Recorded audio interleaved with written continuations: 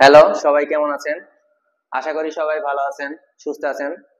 তো আজকে থার্মোমিটার অধ্যায়ের দ্বিতীয় অংশ নিয়ে হাজির হয়েছি। এই অংশে আপনাদের বোঝাবো হচ্ছে মোট তাপ কিভাবে বের করে। তৃতীয় অংশে থাকবে মিশ্রণের তাপ। তো মোট তাপ বের করতে গেলে যে বিষয়গুলো আমার প্রয়োজন হবে সেগুলো আগে থেকে বোর্ডে অঙ্কন করে রেখেছি বা লিখে রেখেছি। তো এখানে কি কি বিষয় লিখে রেখেছি আমি আগে এইটা বোঝার জন্য এই বিষয়টা বুঝতে হবে যে একটা পাত্র নিয়েছি, এই পাত্রের ভিতরে আমি তরল রাখছি যার তাপমাত্রা হচ্ছে 20 এবং প্রথমে তরলের তাপমাত্রা 20 ছিল। এরপরে একটা তামার টুকরো দিয়েছি 90 ডিগ্রি সেলসিয়াস তাপমাত্রার, যেটার ভর 500 গ্রাম। যখন এটার ভিতরে প্রবেশ করেছি তখন যখন আমি থার্মোমিটার দিয়ে তাপ মাপতে গিয়েছি দুইটার তাপমাত্রা একত্রিত হয়ে 40 ডিগ্রি হয়ে গেছে। তখন পানির তাপমাত্রাটাও হয়ে গেছে 40, তামারটা হয়ে গেছে 40। এর মানে আমার বোঝাচ্ছে এই 90 তাপমাত্রা ছিল, এই তাপটা ত্যাগ করে 40 হয়ে গেছে, মানে কমে গিয়েছে। আর 20 ডিগ্রি সেলসিয়াস তাপমাত্রা এ ছিল কম, এ তাপটা গ্রহণ করে 40 হয়ে গেছে। তাহলে এখানে এই জিনিসটা বুঝতে হবে কে তাপ ত্যাগ করে কে গ্রহণ করে।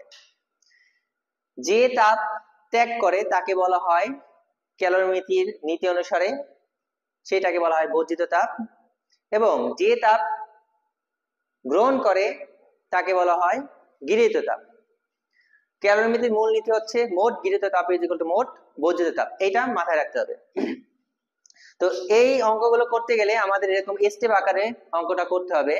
তো কিভাবে করতে হবে? এইভাবে লিখতে হবে যে 90 ডিগ্রি সেলসিয়াস তাপমাত্রায় 500 গ্রাম তামার টুকরা ফার্স্টে যে তাপমাত্রা ত্যাগ করছে আর যে তাপমাত্রা গ্রহণ করছে একটা আগে পরে লিখলেই হবে। তো আমি এই স্টেপটা আগে লিখতেছি যে 90 ডিগ্রি সেলসিয়াস তাপমাত্রায় এটা ভর ছিল কত? 500 গ্রাম তামার টুকরা পরিণত হবে, এটা কিসে পরিণত হবে? এইটা 40 ডিগ্রি তাপমাত্রায় পরিণত হবে।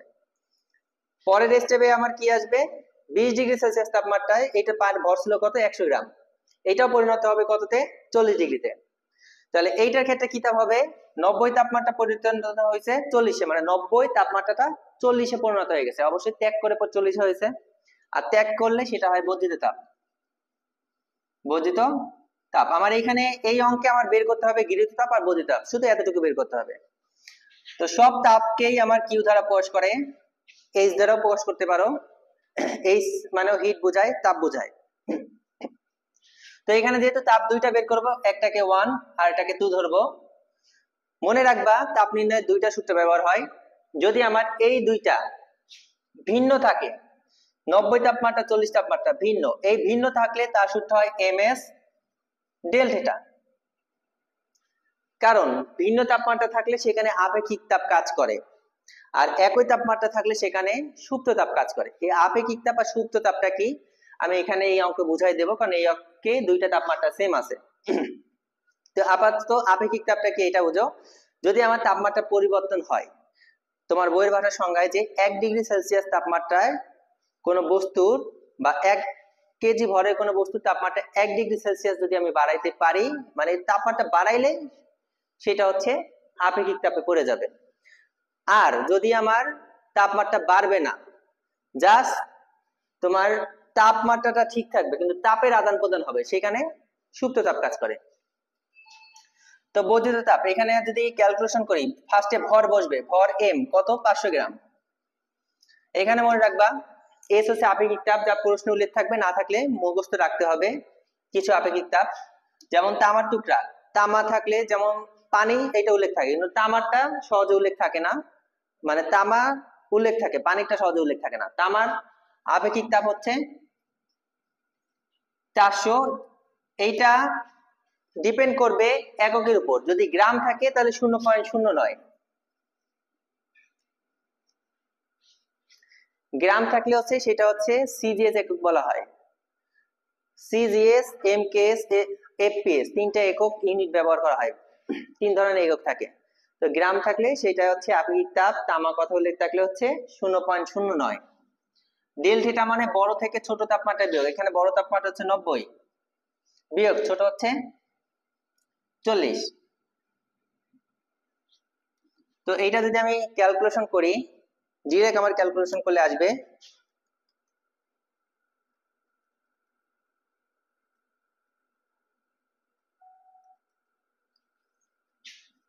2250। আর যদি আমার এখানে গ্রাম থাকে তাহলে তাপের একক দেয়া লাগবে ক্যালোরি, CAL, ক্যালোরি। পরের স্টেপটা কি হবে? একই ভাবে এইটা 20 ডিগ্রি তাপমাত্রা ছিল, হয়ে গেছে কত? 40। তাপ গ্রহণ করে 40 হয়েছে। গ্রহণ করলে সেটার ক্ষেত্রে আমার তাপ লিখতে হবে গৃহীত তাপ।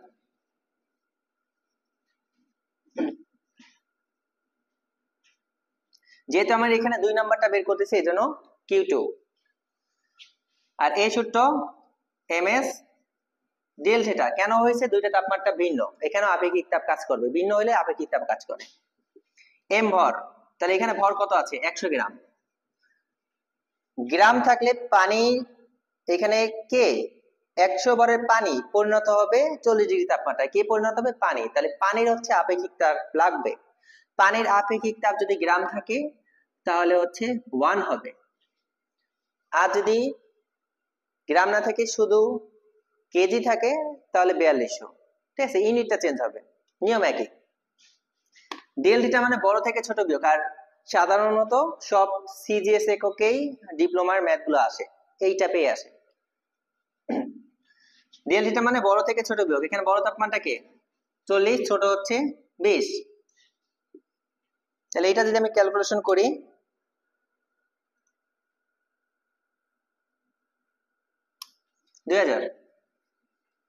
আর গ্রাম থাকলে ক্যালোরি হবে।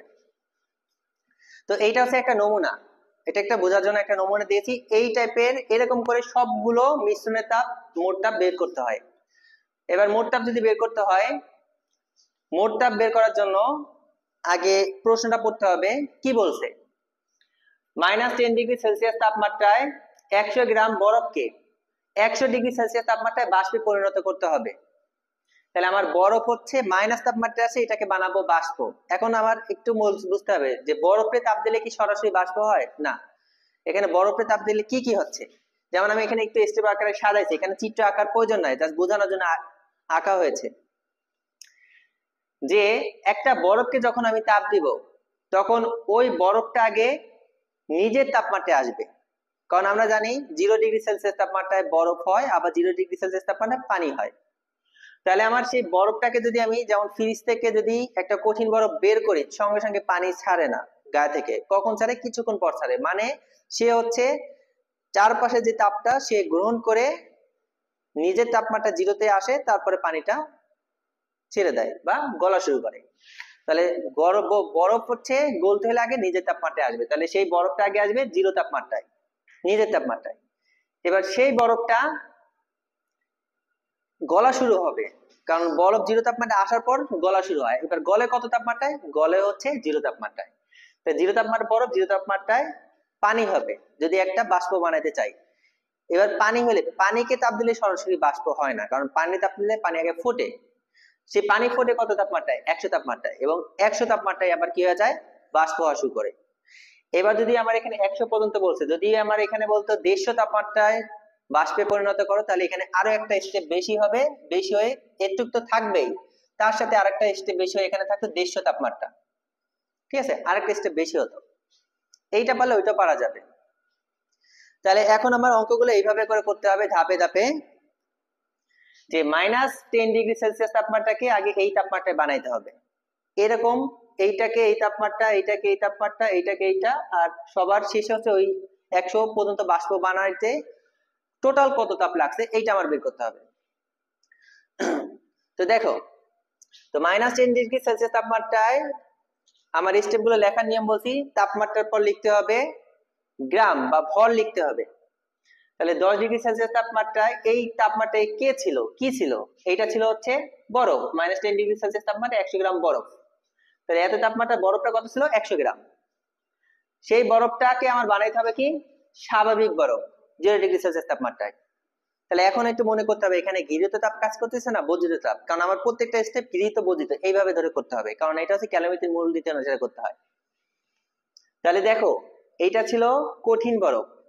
সাপোজ আমরা একটু এদিকে তাকাই দেখি, প্রথমের তাপমাত্রাটা হচ্ছে কম আর পরেরটা যদি বেশি হয় তাহলে সেটার ক্ষেত্রে কি লিখছি? গৃহীত। বাট এইটার ক্ষেত্রে কি হয়েছে? প্রথমটা বেশি পরেরটা কম, সেটার ক্ষেত্রে বর্ধিত। কিন্তু এইখানে দেখো প্রথম তাপমাত্রাটা হচ্ছে কম, পরেরটা বেশি, এটা এইটার সাথে মিলে। প্রথমটা কম, পরেরটা বেশি, কারণ মাইনাস হচ্ছে কম হয় আর জিরো কিন্তু বড়, মাইনাস কিন্তু ছোট। তাহলে পরেরটা বেশি মানে কি, মাইনাস কম, এই কম তাপমাত্রা গ্রহণ করতে করতে বেশি হয়ে গেছে। তাহলে এখানে কি লিখতে হবে আমার, এটাই গৃহীত তাপ।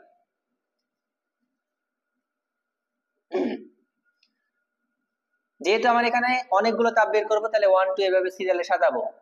আমি ফার্স্টে বলছি এই দুইটা তাপমাত্রা যদি ভিন্ন হয় তাহলে হচ্ছে এমএস ডেল্টা। এম হচ্ছে ভর, ভর কত, 100 গ্রাম। এইবার এই ভরে কি ছিল, বরফ। সে বরফের আপেক্ষিক তাপটা বসবে, এখানে ব্র্যাকেট দিয়ে উল্লেখ করা থাকতে পারে, নাও থাকতে পারে, তবে মুখস্থ রাখা ভালো। বরফের আপেক্ষিক তাপ 0.5, বরফের হচ্ছে 0.5 আর পানির হচ্ছে 1। ডেল্টা মানে বড় থেকে ছোট তাপমাত্রা বিয়োগ।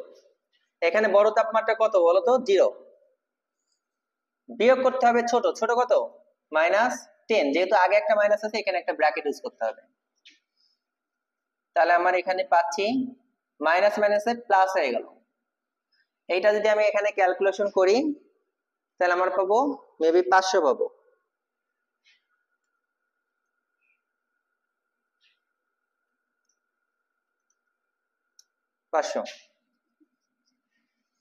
আর তাপের একক আমি বলেছি যদি আমার এখানে গ্রাম উল্লেখ থাকে তাহলে সিএল, ক্যালোরি বসাতে হবে। একইভাবে এবার দ্বিতীয় স্টেপ করব। এই থেকে এই পর্যন্ত করা হয়েছে স্টেপ, এরপরে স্টেপ এইটা থেকে এই পর্যন্ত করব। 0 ডিগ্রি সেলসিয়াস তাপমাত্রায় এইটা উল্লেখ করার পর বসাতে হবে গ্রাম। কত গ্রাম ছিল এই বরফটা, 100 গ্রাম। তাহলে 0 ডিগ্রি সেলসিয়াস তাপমাত্রায় 100 গ্রাম বরফকে পরিণত করব কততে, 0 ডিগ্রি সেলসিয়াস তাপমাত্রায় পানিতে। এখানে কি তাপ লাগবে, দেখো দুইটাই কিন্তু সমান। তাহলে এখন বুঝবো কি করে যে এখানে কি তাপ, গৃহীত না বর্ধিত। এইভাবে বুঝবা, 0 ডিগ্রি সেলসিয়াস তাপমাত্রা এটা কি ছিল, বরফ, এ হইছে কি পানি, মানে এই তাপমাত্রাটা পানির আর এই তাপমাত্রাটা কিসের, বরফের। বরফ থেকে পানি হইছে, তাহলে বুঝো বরফটা কি পদার্থ, কঠিন, পানি কি তরল। কঠিনের তাপমাত্রা বেশি হয় না তরলের তাপমাত্রা বেশি হয়, এটা বুঝতে হবে। একটা লোহাকে, স্বাভাবিক অবস্থায় যদি একটা লোহা থাকে, মনে করলাম এইটা একটা পেন, এই স্বাভাবিক অবস্থায় তাপমাত্রা কত আছে, রুমের যে টেম্পারেচার এর চেয়ে একটু কম বেশি থাকতে পারে। মনে করলাম এইটা তাপমাত্রা আছে 36 ডিগ্রি কিংবা 32 ডিগ্রি, এই রুমের টেম্পারেচার অনুসারে এত ডিগ্রি সেলসিয়াস। এবার এইটাকে যদি আমি গলায় ফেলাই, তরল বানায় ফেলাই, এইবার ওই তরলের তাপমাত্রাটা বেশি হবে নাকি এইটার তাপমাত্রা বেশি, অবশ্যই তরলের, গলিত তরল।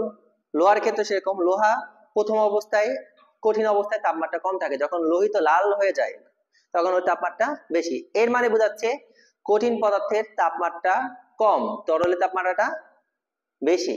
ঠিক আছে, তাহলে আমার কঠিন পদার্থে এই তাপমাত্রা কম আর এই তাপমাত্রা তাহলে কি হচ্ছে, বেশি। তাহলে আমার এখানে কঠিন পদার্থের তাপমাত্রা তাহলে কি হচ্ছে, বেশি, আর এই তরলেরটা কি, তরলেরটা বেশি আর কঠিনেরটা কম। তাহলে এবার একটু খেয়াল করি, এত ডিগ্রি সেলসিয়াস তাপমাত্রা এটা ছিল কঠিন, এই কঠিন তাপমাত্রা কম থেকে বেশি হয়ে গেছে, এটার মতো কম থেকে বেশি হয়েছে। কিভাবে বেশি হয়, একটা কম থেকে কিভাবে বেশি হয়, গ্রহণ করে তো বেশি হয়, গ্রহণ করতে করতে যায় বেশি হয়ে যায়। তাহলে এটার ক্ষেত্রে আমার কি লিখতে পারবো, গৃহীত।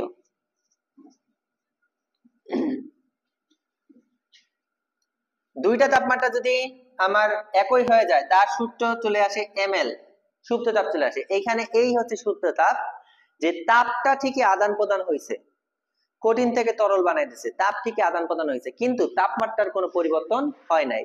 তখন সেখানে এই এল সুপ্ত তাপ ব্যবহার করে, লিন তাপ বলে যাকে, সেটাকে সুপ্ত তাপ ব্যবহার করা হয়।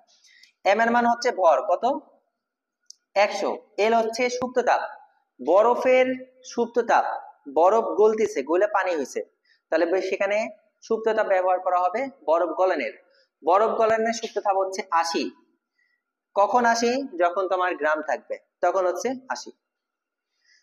আর যদি, আর সাধারণত সবই হচ্ছে গ্রাম বা সিজিএসএই থাকে, গ্রাম যদি না থাকে তাহলে আমার এইটা হয় 3,36,000। তো এইগুলো আপাতত ডিপ্লোমাতে শুধু এই সেলসিয়াস এই এককটাই ইউনিট ব্যবহার করে, তো এইটা মনে রাখলেই হবে। তাহলে এটার সাথে এটা গুণ করলে 8,000 হচ্ছে, আর এটা ইউনিট ব্যবহার করতে হবে গ্রাম থাকার কারণে ক্যালোরি। পরের স্টেপ, তাহলে আমরা কোন পর্যন্ত গেলাম? পানি পর্যন্ত হইলো। এবার পানিকে বানাবো ফুটন্ত পানি। এবার সেম স্টেপে লিখলাম 0°C তাপমাত্রার পানিকে, এইবার এই পানির ভর দিতে হবে, সেটাকে বানাবো কি? এখন কথা হচ্ছে পানির ভরটা আমার এখানে প্রশ্নে দেওয়া ছিল না, তাহলে কি ওইটা হবে? অবশ্যই। এখানে কি বরফটা গলায় গলায় পানি বানাইছি। এখন সাপোজ মনে করো যে তোমরা দোকান থেকে 1 লিটার মধু কিনলাম, মধু কিনে ফ্রিজে রাখা বরফ বানায় ফেলাইলা। এখন এইটাকে যদি আমি ওয়েট মাপি ব্যালেন্সার মেশিনের সাহায্যে, তাহলে কি এখানে 2 কেজি বা ওজন বাড়বে? না। আবার ওই বরফটা যখন আবার পানি হয়ে যাবে তখন ওই 1 লিটারই থাকবে।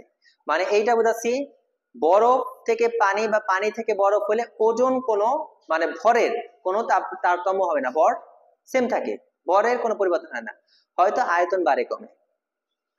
তাহলে এইখানে ভরের কোনো চেঞ্জ হবে না, ভর 100 গ্রাম 100 গ্রামই থাকবে। এটার বড় যা এইটাকে গলায় তো পানি বানাইছি, তাহলে এই ভরটাও 100 গ্রাম থাকবে। তাহলে এখানে আমি বুঝতে পারতেছি এখানে কি তাপ ইজিতে দেয়া আছে, প্রথম তাপমাত্রা ছোট আর পরেরটা বড় থাকলে বুঝতে হবে গৃহীত, মানে কম তাপমাত্রা থেকে গ্রহণ করে করে বড় হয়ে গেছে। তাহলে এখানে কি তাপমাত্রা হবে? গৃহীত তাপ। এই তাপের সূত্র কি? Q3। 3 নাম্বারটা বের করতেছি। দুইটা ভিন্ন হলে সূত্র হয় ms ডেল্টা। m এর মান এখানে কত দেয়া আছে? 100। এখানে কে পানি পানিতে পরিণত হয়েছে, মানে পানি, এই এসটাকে বলা হয় সুপ্ত তাপ। আর সেই সুপ্ত তাপ কার ব্যবহার করব? পানির। পানির সুপ্ত তাপ হচ্ছে 1। আর ডেল্টা মানে বড় থেকে ছোট বিয়োগ, বড়কে এখানে 100 বিয়োগ করতে হবে ছোটকে 0। 0 দাম নাই, 0 বাদ দিতে পারি, 100 100 গুণ করলে 10,000। চতুর্থ নম্বর স্টেপ, লাস্ট স্টেপ। এবার এই ফুটন্ত পানিকে এবার বাষ্প বানাবো, বাষ্প বানানো পর্যন্ত আমাকে বের করতে বলছে। তাহলে লাস্ট স্টেপ হচ্ছে 100 গ্রাম তাপমাত্রায় এই ভরেরই পানি পরিণত হবে 100 তাপমাত্রার বাষ্পে, বাষ্প বানাইলেই শেষ। তাহলে এটার ক্ষেত্রে কি তাপ? গৃহীত না বর্জিত? ওই একই সংজ্ঞা, পানি থেকে বাষ্প হয়েছে, পানির চাইতে বাষ্পের তাপমাত্রা বেশি, মানে এই তাপমাত্রাটা কি আছে? বেশি আছে। তাহলে কম থেকে বেশি হলে গ্রহণ করে বেশি হয়, সেটা কি লিখতে হয়? গৃহীত। গ্রহণ করলে গৃহীত।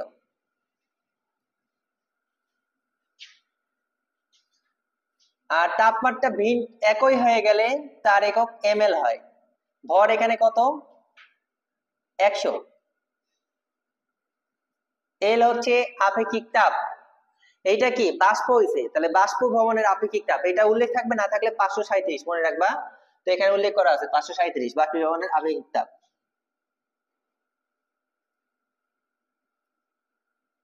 কোন করলে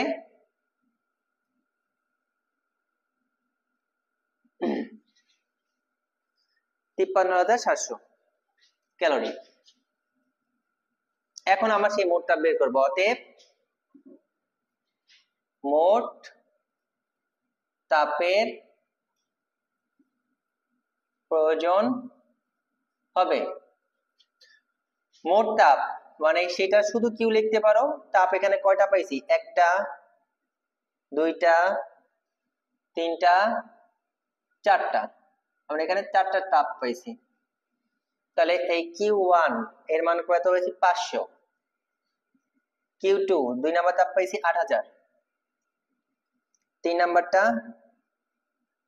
10,000, 4 নাম্বারটা পাইছি 53,700। সবগুলো যোগ করবে একত্রিত, 500 যোগ 8000 যোগ 10,000 যোগ 53,700। তাহলে আমার চূড়ান্ত তাপ বেড়েছে 72,200। তাপের একক ক্যালোরি। এইটা অ্যান্সার দিলেই হবে, এখানে কিলো ক্যালোরি আনার কোনো প্রয়োজন নেই। ধন্যবাদ সকলকে।